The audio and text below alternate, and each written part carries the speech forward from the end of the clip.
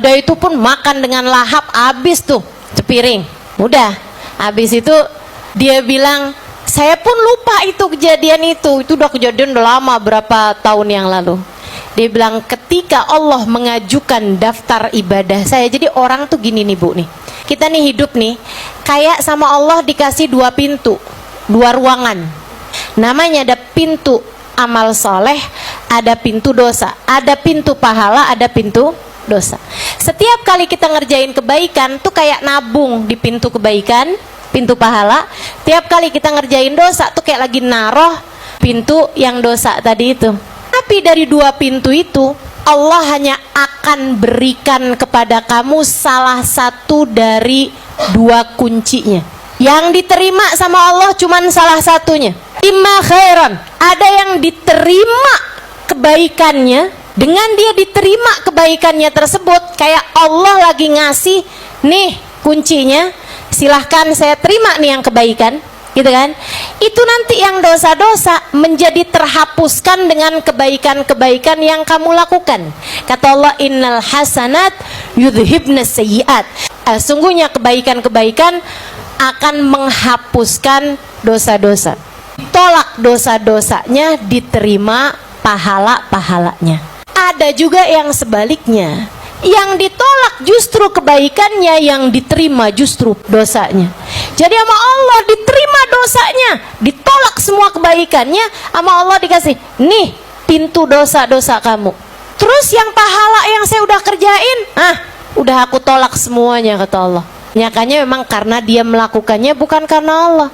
Sedekah hanya biar namanya bagus, jadi nggak ada nilai pahalanya gitu. Yang diterima adalah dosa-dosanya, naudzubillah min dzalik.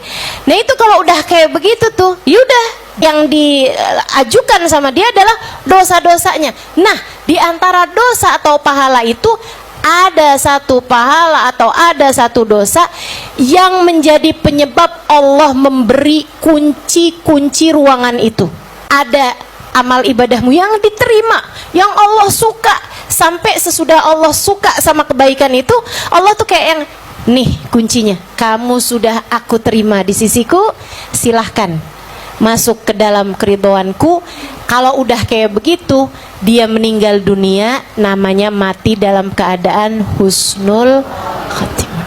Sebaliknya pilihan yang kedua, orang yang kebaikannya nggak diterima sama Allah, yang diterima justru dosanya, karena dia telah melakukan sesuatu hal yang membuat Allah murka bener sama dia. Allah kesel, Allah marah betul-betul sama dia. Allah kayak tolak semua kebaikannya dia, kemudian Allah terima semua dosa-dosa dia. Nih kunci dari dosa-dosamu selama ini. Karena hal inilah aku marah padamu, aku tutup pintu kebaikan darimu, dan aku berikan kepadamu kunci pembuka semua dosa-dosa yang telah kamu lakukan selama ini. Hanya sampai-sampai katanya Sayyidina Ali Zainal Abidin Ibn Husain bin Fatimah bintun Nabi sallallahu alaihi wasallam, la tahtakiranna minal amali syai'an la'alla fihi radah. Jangan pernah remehkan perbuatan dosa sekecil apapun, siapa tahu ia jadi sebab Allah ridho padamu. Jangan remehkan dosa sekecil apapun, siapa tahu gara-gara dosa tersebut Allah murka padamu, kemudian Allah pun menutup pintu kebaikan darimu. Ngeri nih.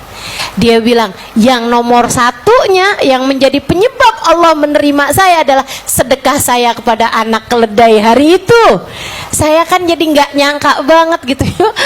Ternyata yang itu.